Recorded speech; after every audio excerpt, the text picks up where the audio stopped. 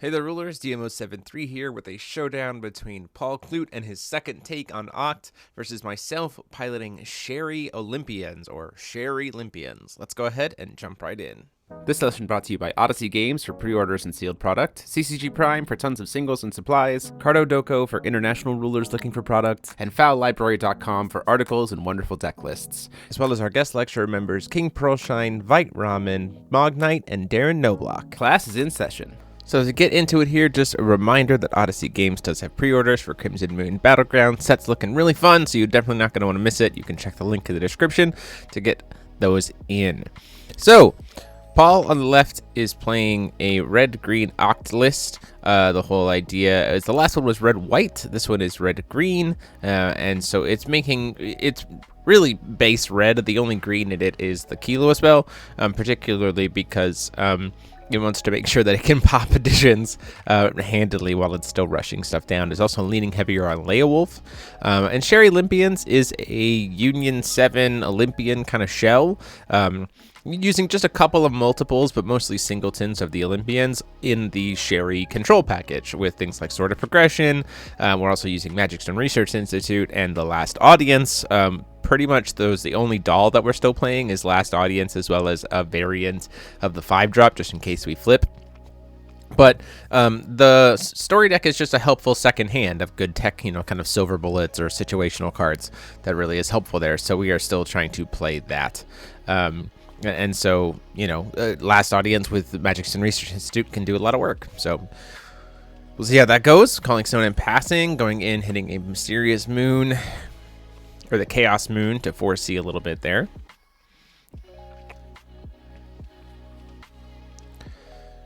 And down comes Leowolf right out the gate. Leowolf here going to be pretty hard to kill. I do have some banish in the form of forcing him to get rid of it because of Ruin Story, if I really want to go that way. The problem being that he can always, because he has coin, he has access to that Rogue Spectator, so he'll be able to keep it safe. So we're just going to go ahead and say, you know what, let's go ahead and start the package early, hitting Sword of Progression, just to draw a card and kind of turn the future swords into better cards. Magic Stone of Moonshade here, particularly dangerous against a red deck. I could very potentially just burn myself out, which would be a problem. Going in for a Magic Stone Research Institute right out the gate before things get too heavy. Paul has a hand of red, no way to really respond to it, so we're going to lose the Moonshade and hit a Wanderer Moon, which is pretty good there.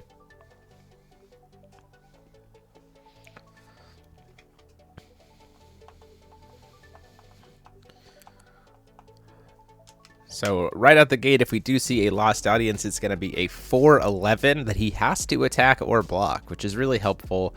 Is very sturdy to be able to survive a lot of the pressure and force him to commit some of his attackers to not be going at my face, which is great. So we're going to swing in with the Leowolf after just Calling Stone, going straight into combat, which makes a lot of sense. In comes that quick cast Last Audience because of Sherry's ability to make my dolls quick cast. Blocking it as a 4/11, he says that's fine. That'll mean that Leowolf now has 2+1/+1 counters because it has been destroyed that turn. So the one time it'll trigger the replacement effect to just say, hey, I'm instead gonna be gaining 2+1/+1 counters and being back down to 0 damage on me. Paul does have a pretty good hand there. He could burn a Gradius here to just get the Last Audience out of the way, though I do think that there is some something to be said about just kind of waiting, especially since he has, you see the draw 2 cards, the generate 2 counter cards. You also see that he has a Phantasmal Ascendant, so there's certainly something that can be done there. We're going to go ahead and swing in for 6 because we hit a 3rd stone. This is also really good because it now forces him to attack that Last Audience, which is great, and then we're just going to pass the turn.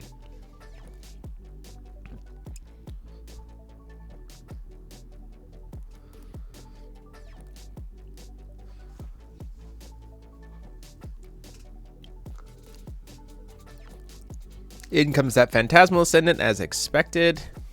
It's going to get him that extra stone to make use of during his turn. This also means that he can contract a little bit. Well, he was already going to hit 3 stones next turn anyway, but we can contract with a lot more backup.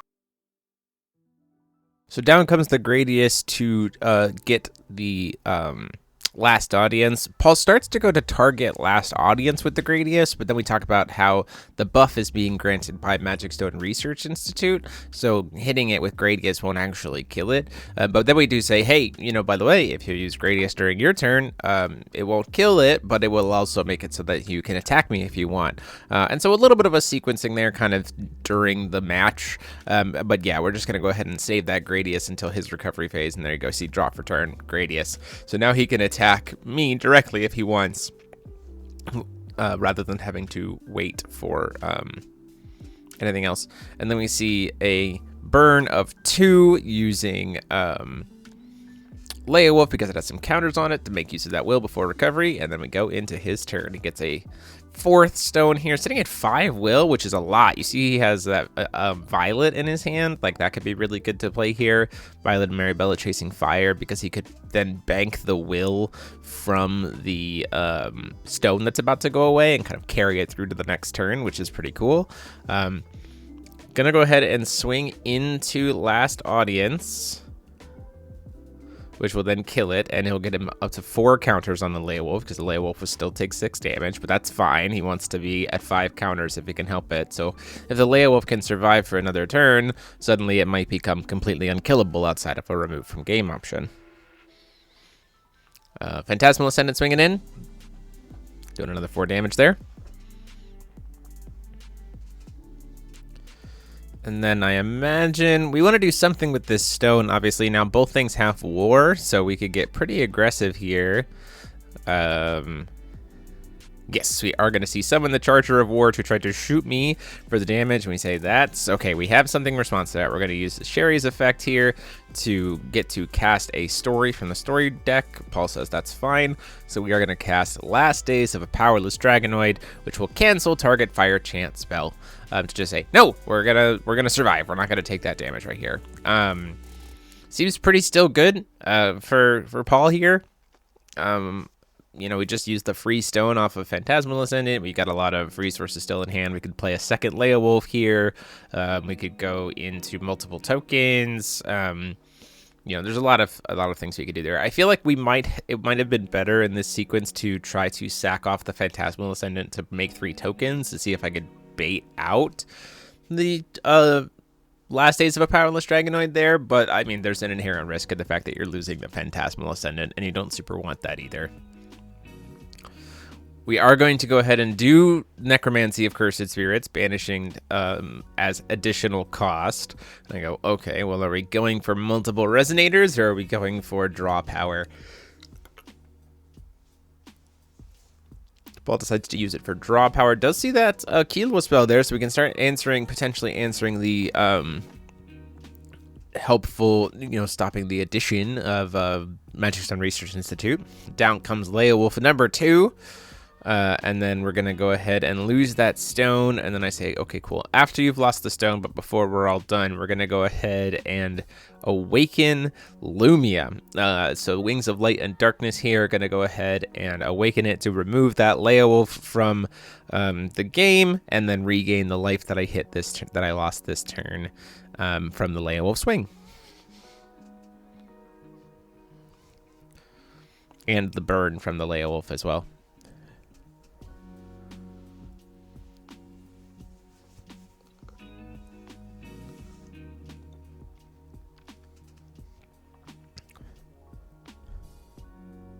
Thinking about if he wants to do something in response to there. He could.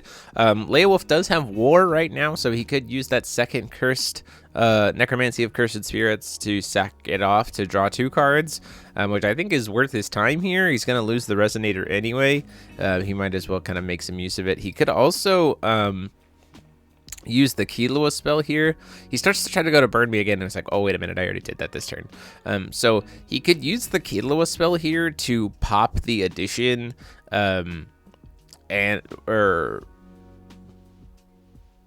to cancel the life gain as well. He could also use Rogue Spectator to cancel the life gain, but Necromancy of the Cursed Spirits just is a free cost because it has war on it, can draw him 2 cards. Does see a second Killua spell here, as well as a second Violet and Maribella. And then we are going to see a Killua spell to stop the enter effect of the Lumia, which makes a lot of sense. Saving the Rogue Spectator for later also makes a lot of sense, because like I could have a potentially very big swing of life later, as opposed to just like 4 that I would have gained, or 6 that I would have gained back from that turn. Just going to call stone and pass, choosing not to swing with the Lumia because I don't have a way to answer that Leowolf, and I don't want to put counters on it. I don't want to help him burn me to death.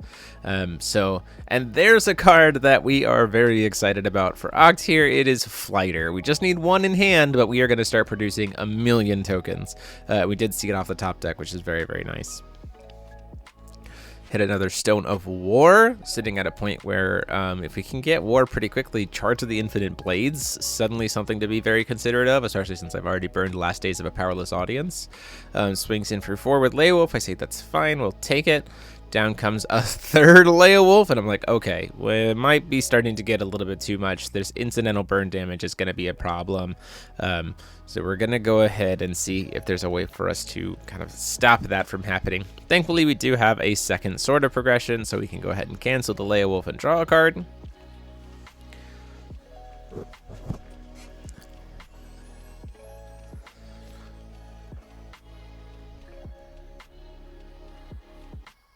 Paul seeing if he can draw into something in response here. We're going to go ahead and use Killua Fossil Girl in the City to draw, get a nice counter and draw, and pop the Institute.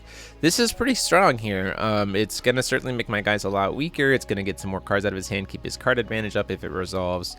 Let me say, okay, well, let's try to maintain card advantage as much as possible then. We'll go ahead and flash in a Dark Alice, and we'll sack off the Institute ourselves, and then choose kind of some cards to discard here. Discarding a Hera, and then sacking the Institute. So we say, cool, Kilo spell resolves, you have a nice counter, you just draw a card.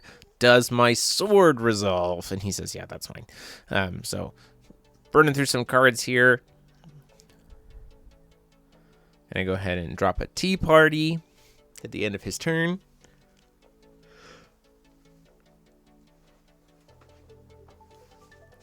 And also using Sherry as effect during his turn to play Approaching the Truth, which is just look at the top 2, essentially 4C2, just in a longer text. To see another Last Audience there, not very helpful now that the Institute is gone.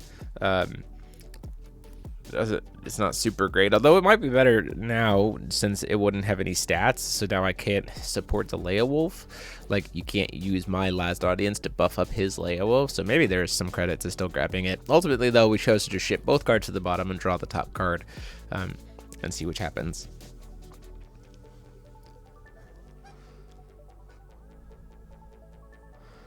Pretty full grip of cards here, thanks to the Tea Party and the Dark Alice. Ultimately, though, just choosing to pass the turn, at which point Paul's like, well, I'll make a free token then. And then I go, well, before draw on your turn, while you still only have, 1 resource left, we're going to go ahead and float some will and use Tea Party, and then use our other 2 stones to quick cast in Athena. Athena's really good because this is going to get to burn one of the tokens off the board. If it survives through the turn, we'll get to definitely board clear. It also means that we are just not going to take any damage this turn because of her enter effect, which is really great. So we burn we burn one of the tokens for 6. We prevent ourselves from being able to take any damage this turn. Pretty curious that we didn't see a coin to cancel that. I feel like that would have been a really great moment to get into a fight with using the Killua spell. I think he has 2 in hand. He has 1 more in hand, although they both might be burned at this point. Oh, that's true. He did burn the second one already. So that would have been a good moment to use coin for the Killua spell, particularly just to mainly to still be able to do damage this turn. We do have to answer the Athena, though. It's a little bit of a problem, and this certainly helps. Violet and Mariabella chasing fire is certainly something to help combat Athena, especially. Having an eternal blocker means that, sure, Athena's going to get to wipe the other things off the board, but we're not going to have to worry about the additional 9. So like we'll just take 9 every time she swings. So now comes Seed of Rebirth. So you'll notice that this card does not have quick cast, but the way Sherry works is she kind of forces a copy of the card onto the chase. And so we get to grab a 2-drop Resonator and a 1-drop Resonator from Graveyard and reanimate them. And we grabbed Hera and Last Audience. In response to taking a card out of his hand, we see the Gradius come down on the Last Audience just to get it off the board. We do get to take the Charge of Infinite Blades, though, which is very, very helpful, because if we get too low, especially since he's also playing the stones, it's very possible that we could just tap out and die, especially since we're also burning ourselves with these Moonshades. Going ahead and swinging in for 9. Hera's going to then burn the board for 9. Leowolf gets to survive, which is a little unfortunate. And then he can just block with the Violet. So I kind of help him a little bit. But you do see I have a Lumia and another Sword of Rebirth in hand. So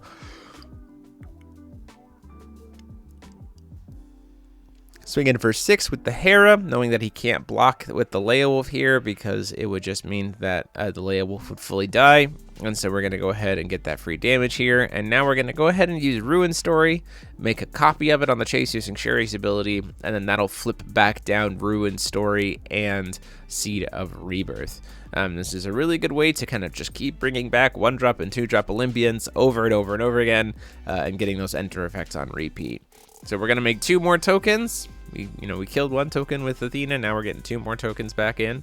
Move to Recovery. He does still have coin, something to keep in mind here.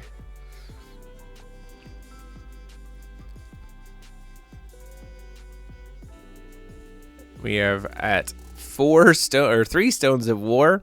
So plus Goddard, we would be at Goddard to make everything have war right now. We would be at 7 things with war, which is 2,800 damage from Charge of the Infinite Blades. So we could just very easily die. It gets like 1 more thing with war on like another token, and we would be in bad shape. So rushing Dino swinging, getting to come in here, we see that is fine. We're not going to try to stop it. Swinging for 4, it's going to attempt to ping everything for 2, and we say, okay, we're not going to deal with that. Let's go ahead and Kilo a cancel to not take the burn damage to our face. I don't want it to have war before it makes contact with me. And then we start to go do something else, and then we go, oh, wait a minute. We just don't take any damage because of Athena. So we stop the trigger. Athena, prevents all damage that would be dealt to me. So we are going to have to see probably the Violet and Maribella swing into the Athena, and there's really not much we can do about that, particularly because Violet and Maribella Chasing Fire has flying, so that's just going to get to, he'll have to pay 2 will into it to pump it up to be able to deal enough damage, but that is going to be able to kill the Athena no problem.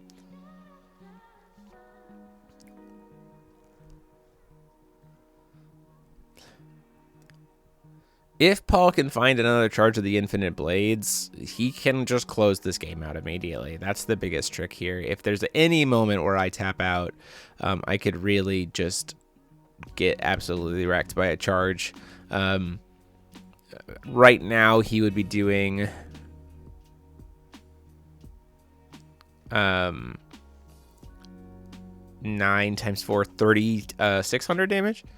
If every one of his if his 3 stones, 8, so 42 or 32, if every single one of his guys had war, which he can do because the Goddard could just shoot me even then the Goddard can just shoot me for as much damage as he needs. So even then the Goddard can get to a potentially, if he fully taps out, 1, 2, 3, 4, 5, 6, 7, 8, 9. You can do 1,800 damage just from Goddard if he fully taps out, which is a problem, which is a very big problem, especially considering how next turn, if we don't get rid of that Violet and Maribella, we get to see just, purely just Goddard to kill me, which would be gross.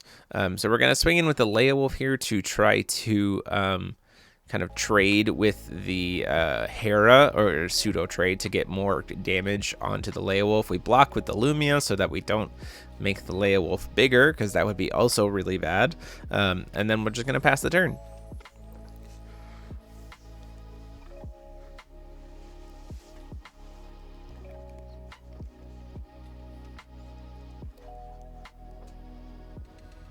just gonna go ahead and going to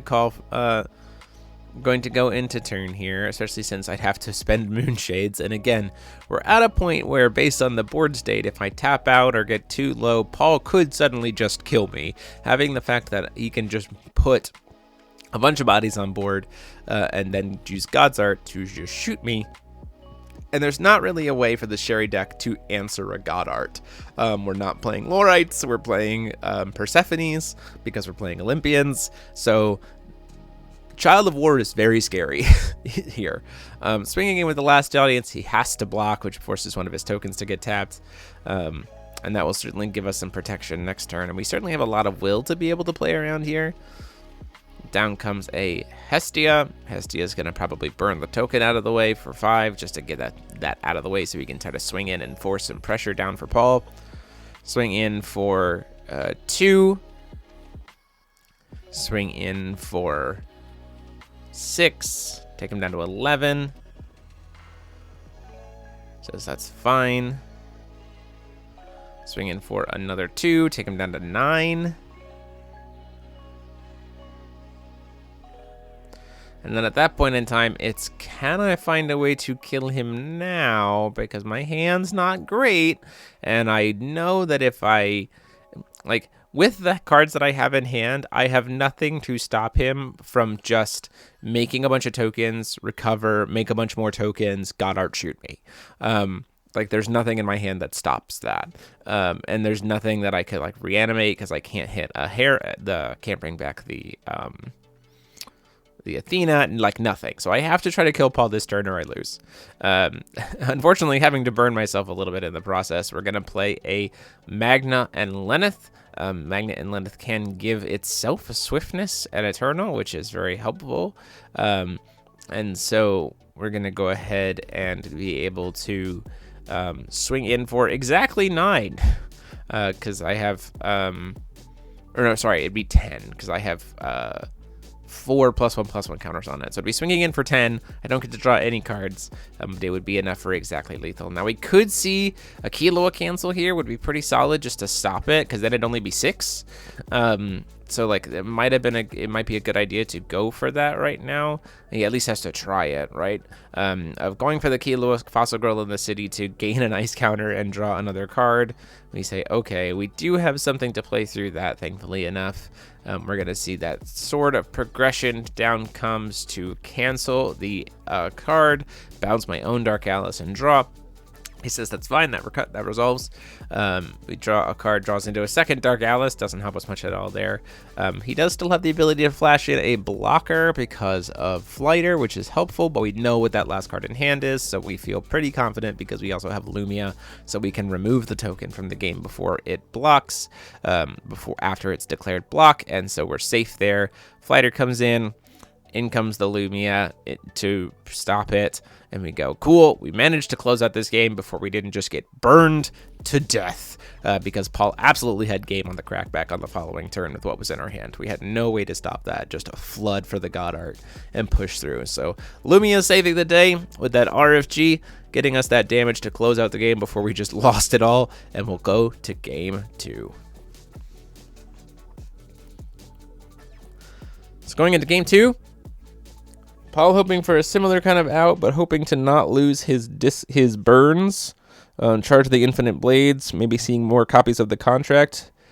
He got to a point where or maybe seeing Flighter early would certainly be helpful to be able to rush down a little bit more. The problem with the Sherry deck is it can just struggle with the deck that goes wide. I got pretty lucky in that first game of being able to find the Athena. But without that, it would have been a lot more damage, a lot faster, which would have been really tough.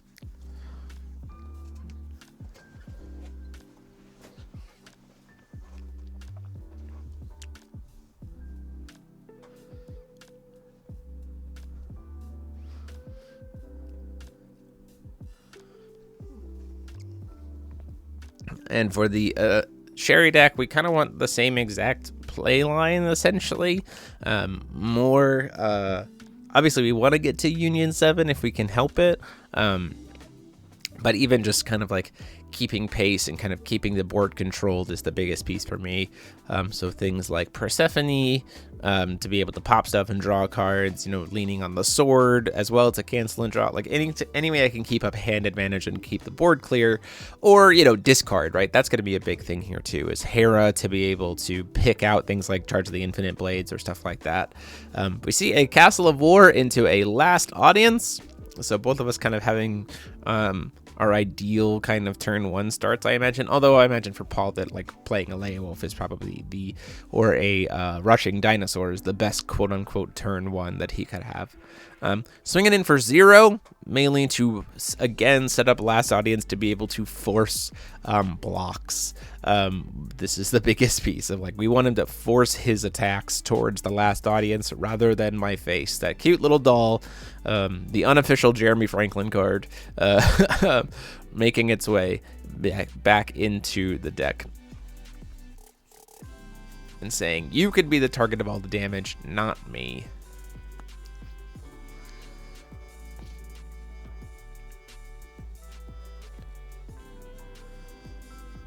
So he has that Phantasmal Ascendant, has another Leowolf there, has Arms Master, or it looks like maybe Musketeer. Couple of the Kilo spell. Pretty good hand there for Paul.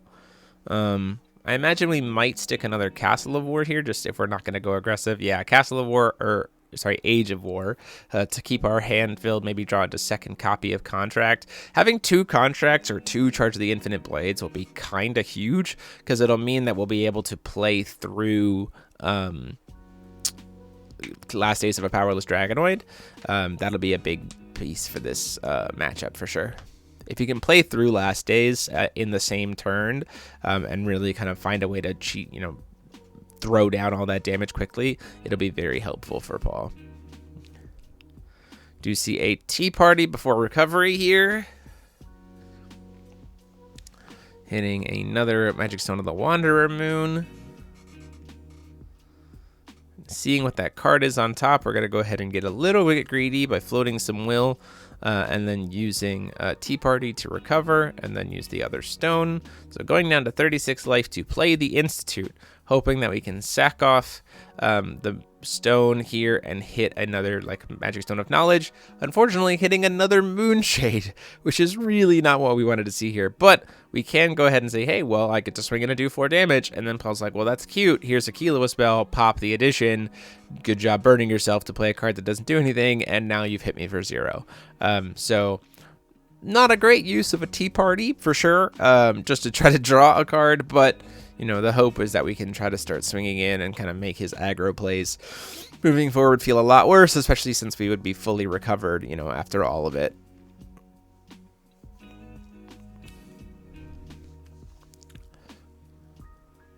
Down comes Leowolf.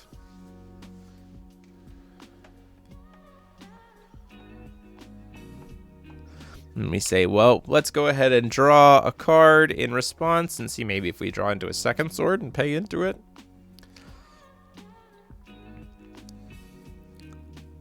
Which we still don't. So we're going to go ahead and pay another 2 to go ahead and Dark Alice. And Paul says, well, now that you keep paying life, we're going to keep you drawing dead. So we're going to see the Kilo spell come down here. And I say, yep, you got it. Nothing much I can do there. Hitting a Gusting Skies, which doesn't help me at all because Institute's gone. Swing in for 0. Still has to block with the Leowolf. But Paul doesn't really care at that point.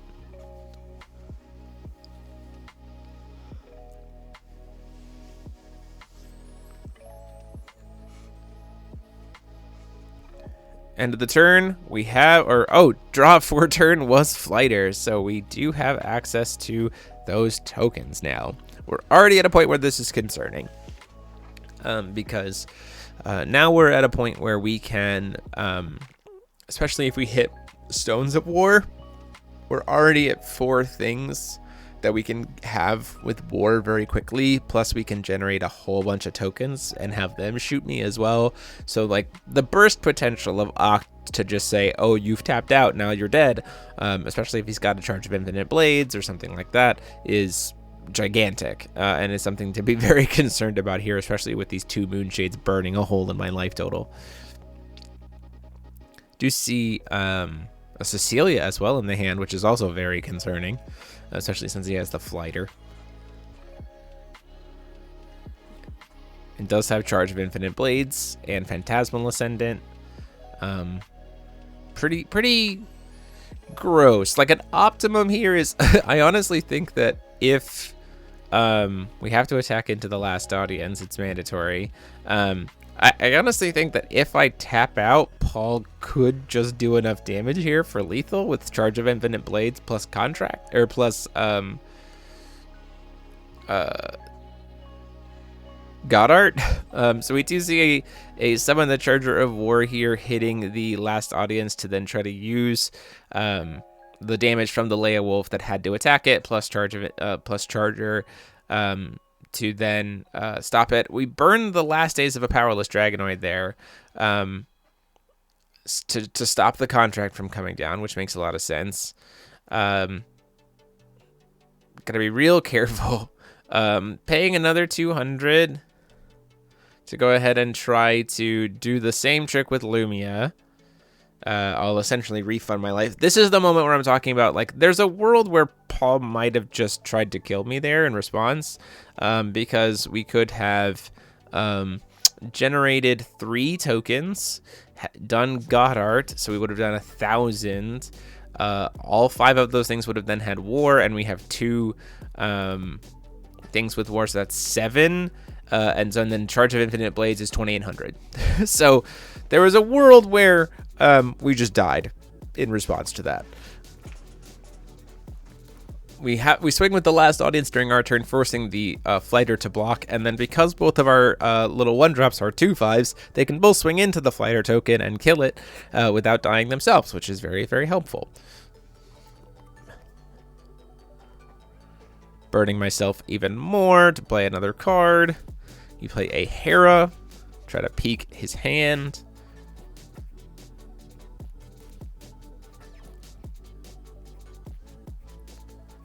We're going to see the Killua cancel to stop me from stealing a card from his hand. Definitely trying to protect that charge of the infinite blades. It is how he wins this game for sure. We're going to see probably at least 2, if not 3 tokens generated using the coin. Phantasmal Ascendant is also, forgot about that. Yep, Phantasmal Ascendant would also really help here. Going into his turn, gets another stone. We're in danger. We're in a lot of pressure right here. We're going to generate at least 2 more tokens. We could use coin to generate a 3rd, which I think might be the optimum play here. Yes, we are going to go ahead and just make a 3rd token. This helps us a lot because it'll allow us to start going after that last audience in a way that's really effective. Draw for turn. He's going to have 5 stones available on his turn. Or no, I apologize. 6 stones available on his turn, which is a lot. Again, even just the token generation and Goddard is enough, and he had a Stone of War. So he has Charge of Infinite Blades here. 1, 2, 3, 4, 5. He's already got 1,800 damage just from the Goddard. And then Charge of Infinite Blades would be 9, 11, 12, 4,800 damage from Charge of the Infinite Blades if we get War on everything. So it's gross. It's very, very gross, and we have to be very, very careful. Gonna go ahead and generate another token using the stone that we're gonna lose at the end of the turn with Flighter. Say that is fine. Not gonna worry about that at all. We are gonna start forcing him to go in at that last audience. He really does need that card out of the way.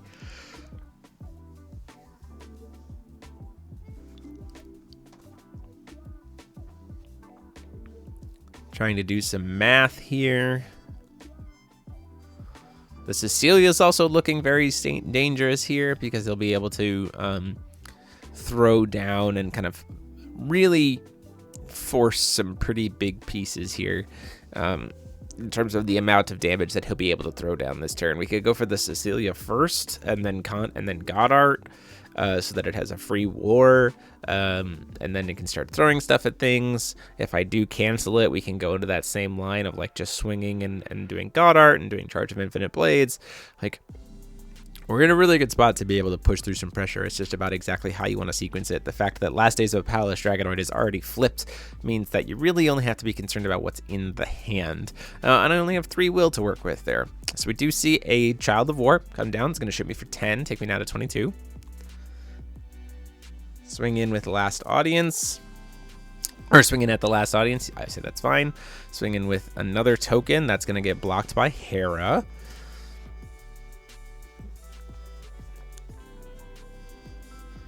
Do see a Charge of Infinite Blades come down now.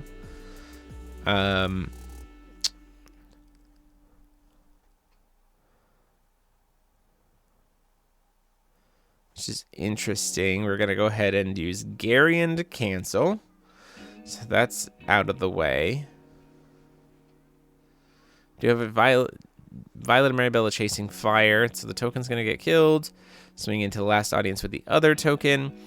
This is the moment where I say, like, if we had just waited or sequenced that a little bit differently, maybe going for the Cecilia first, we would have presented ourselves with a tap-out opportunity, potentially, which would have been really, really good. So we start to think about exactly how we were going to sequence this of like, oh, wait a minute, I'm in trouble. Because the Cecilia probably would have honestly warranted me using that sort of progression in hand. And then if we had gone for the Cecilia first, this exact line, I would have died because the Artemis would have, because of my missequencing here of not playing the Artemis first, recovering the stones, and then going for the sort of progression. This exact sequence is why I die. So before, while I'm fully tapped out from the Artemis, you just make a bunch of tokens and then charge of the Infinite Blades me, and then I'm dead. But ultimately, we do get to have at least some pressure here by, doing some sequenced trades here. And going in for some damage with Phantasmal Ascendant and stuff like that. Losing the Charge of Infinite Blades was rough, for sure. Down comes the Cecilia, and I have a lot of thinking to do in the form of it doesn't have war, but it can get war, and it can give it swiftness very easily. And then everything is going to get to burn, and it would be able to swing twice, and I would take a bunch of damage, and like this would probably kill me if this Cecilia resolves, because of all the stuff that it would do that I can't interact with, which is a problem. And I don't want to pay, I have that sealed one-eyed in hand, but I certainly don't want to be playing that because that's going to just, again, cost me 6 life and not even kill the Cecilia.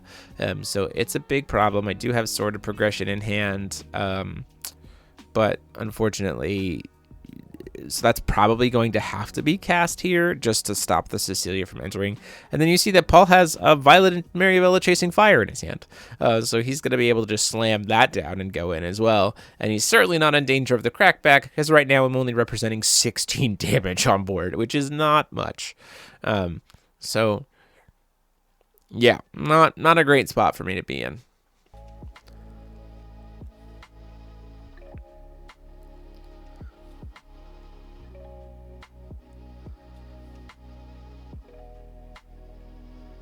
Go ahead and we see that second Sword of Progression there. Just cancel it. We say I don't think there's a sequence where that gets cast that I don't just die.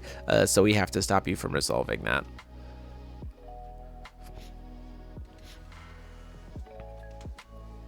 Oh, ultimately Paul choosing to just pass. I think maybe the reasoning for there is he can make 2 tokens rather than commit 1 body to board with the Violet and Maribella, which makes a lot more sense. My only thought would be like slamming it down would let you swing it for 5.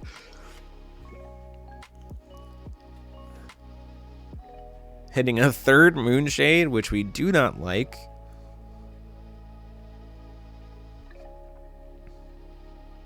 With our life being so low against a red deck. Gonna go ahead and cast a Hera.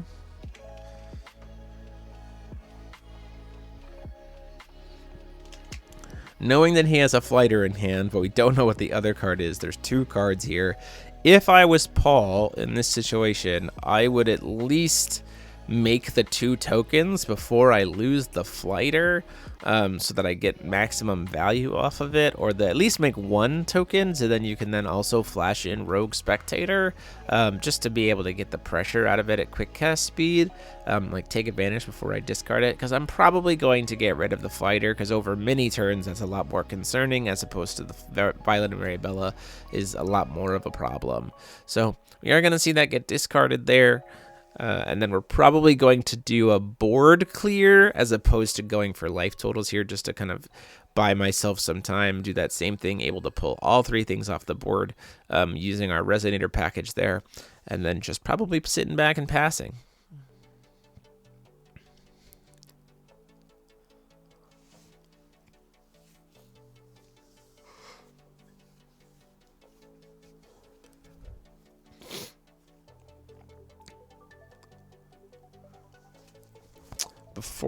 After draw, we did top deck a Necromancy of Cursed Spirits, so we can draw 2 cards here, turn our 1 card for turn into 2, which is very helpful.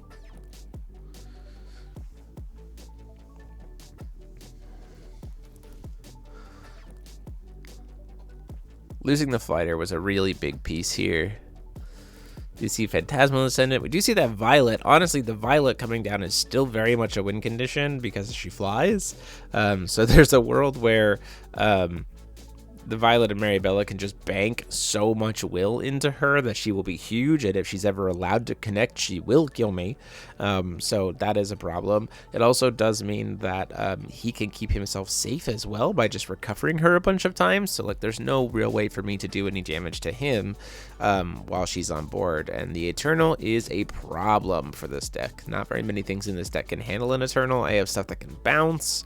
I have Hades, which can remove. I can force him to banish with Ruin Story, but again, he's got Rogue Spectator just chilling, so he'll always be able to kind of keep that safe. Swinging in for 5, I say that's fine. Paying into a Ruin Story to flip a couple cards face down after that, to hit the last days of a Powerless Dragonoid just in case. So sitting at 11 is not great. If he pumped in, he could have gotten me down to 3, or sorry, he could have gotten me down to 100, but that's not enough to close, which is a problem, which is one of the reasons why I think, again, the previous turn, if we had just made a couple of those tokens, there's a world where maybe we close the game out there as well.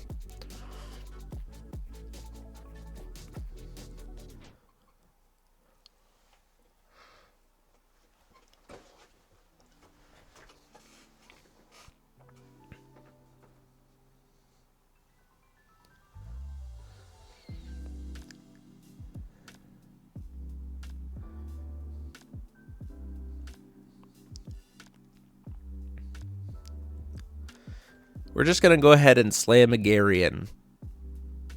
Going down to 7 to slam a Garion to say, look, I don't want to deal with Leowolfs. I don't want to deal with Rogue Spectators. I don't want to deal with Gradiuses. I don't want to deal with Charge of Infinite Blades. I don't want to deal with Contract.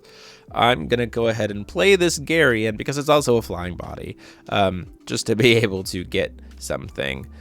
We do see some spot removal, kind of dump all the 1-drops in your hand, might as well, before Garion resolves, to get rid of some stuff off the board. We pop one of the Heras.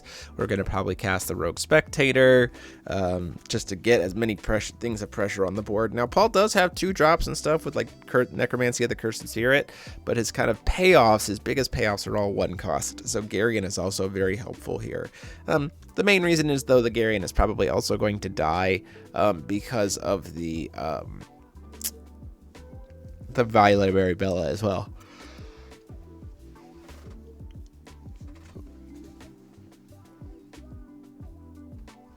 Because it will have to commit to the block. Now, a common story that's played is in the story deck that could help in this situation is Scarlet's Agony, to just constantly be removing the Violet from combat when it tries to go into swing. That would certainly be helpful, and we can just kind of let the Garion sit and act as a floodgate right now. We're not playing it. It's not one of the ones we're playing. I believe we're playing Evil Elemental Uprising, Ruin Story, Seed of Rebirth, Approaching the Truth, and Last Days. If that Violet connects, I'm dead. So if Paul somehow has a way to be able to answer the Garion, certainly going to get to draw some cards because of Necromancy of the Cursed Spirit, so that it does help draw some more cards. We're saving Last Days at this point for the thing that can get around Gary, right? That's the biggest piece. So drawing more cards is not something we're particularly concerned about. We swing in for 5.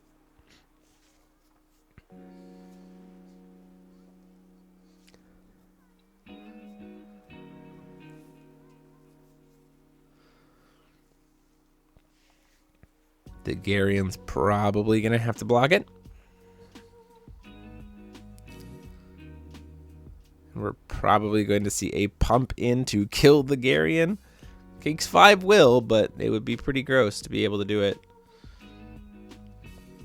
We're going to try to use Lumia here to remove the Violet from the game. Let the Garion stick around for a little bit longer. Now he does go to use stones for this, and I remind him that that floating wheel from Violet and Maribella is still there. It only vanishes at the normal vanishing sequence here, so he can burn that wheel instead and still have one floating from there just to keep the stones through. This is mainly so that, again, when he swings through with this Violet, he has as much open wheel as possible to be able to then kill the Garion. It'll take, again, 5 pumps to stop it, but if I don't try to block the Garion, then I die. Or I don't try to block the Violet Maribella, then I die. So it is worth it for him to pump the damage in there just so that he can get the Garion off the board.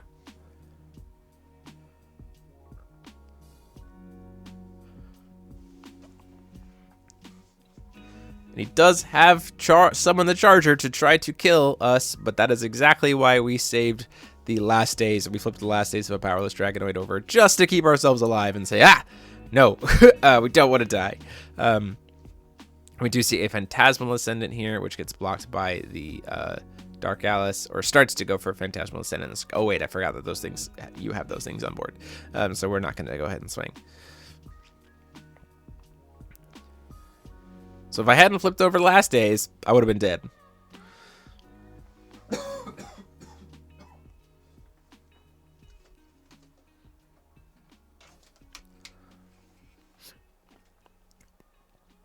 No chance of this deck ever reaching Union 7 in this matchup. We're certainly too risky here.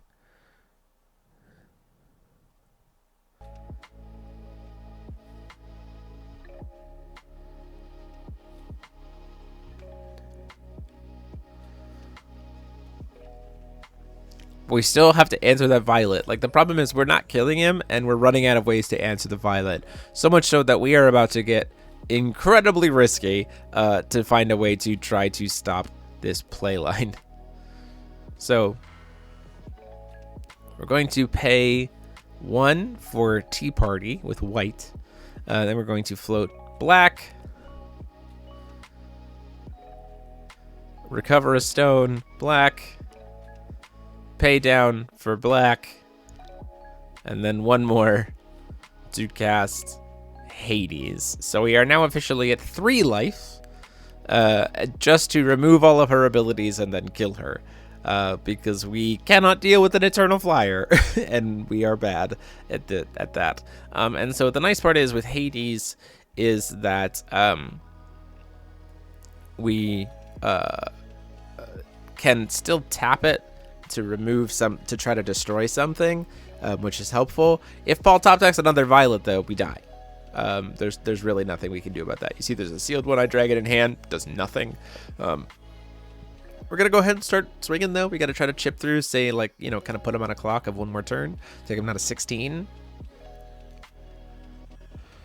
See a draw for turn.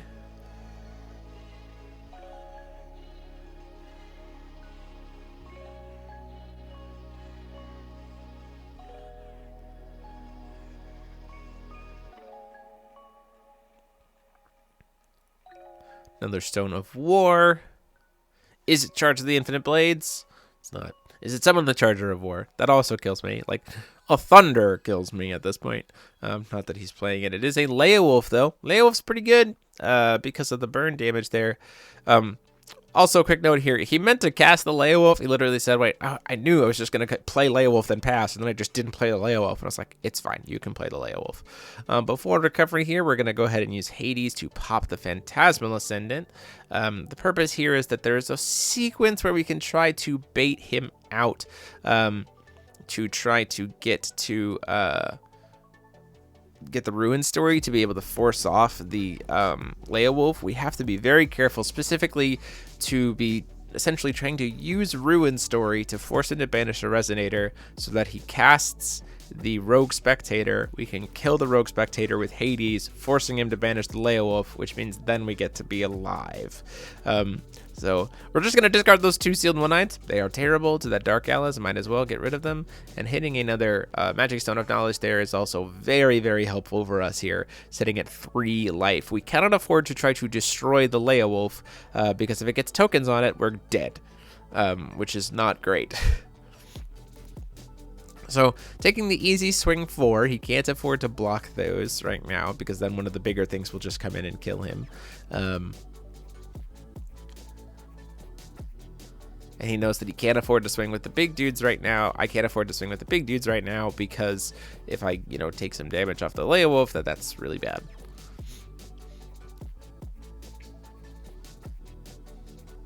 Strangely enough, he's like 100 off from lethal here. Swinging with 6.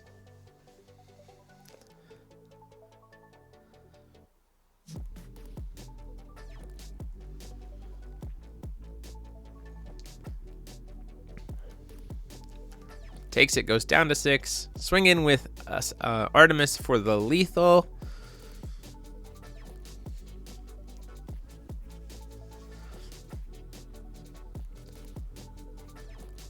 Casts the Rogue Spectator. And then we go to block with the Rogue Spectator. Now we could have responded to the cast of the Rogue Spectator with Ruin Story to force him to banish the Leowolf. And then Hades could then shoot the Rogue Spectator. Like, we have the sequence there. And so this is kind of just talking through the fact that there's maybe a little bit more optimal way to do this. There is, unfortunately, because I have Hades and because I have Ruin Story, there's really nothing that Paul will be able to do to, unfortunately, get through this sequence. So if he goes to block with the Leowolf, and I go, oh, wait a minute, I have to try to do this properly. It's the same kind of thing. So he swings with the Leowolf here. We attempt to cast Ruin Story in response. He goes to flash in the Rogue Spectator. We use Hades to kill the Rogue Spectator. Ruin Story forces him to banish the Leowolf, and then we get the sequence. So because we have access to that banish, we win the game, and the sequence goes off in our favor this turn. Gonna go ahead and use Hades, though, saving the Ruin Story for later to kill the Leowolf. Gets +2 counters on it. He then says, okay, well, then we'll go ahead and just take the 2 damage, go down to 1, and let the swing from Artemis come through. Casts the Rogue Spectator. We've got that blocker, which is great. Draws for turn. Seeing what that last card for the game is. And unfortunately, it is another Leowolf, which is not going to do it here. He has no way to get through the blocker wall of the Dark Alice and no way to find any burn damage. And so that is going to be the game. So very, very close. Just some changes of sequencing in both Game 1 and Game 2. Certainly could have tilted it either way. It was an absolute blast to play these games with Paul. So huge thanks to Paul for being willing to play with us. We'll have deck lists for both at least this up later this week, and I hope you guys enjoyed the match and seeing these cool other takes on these decks. And until next time, this is DMO73 saying class dismissed.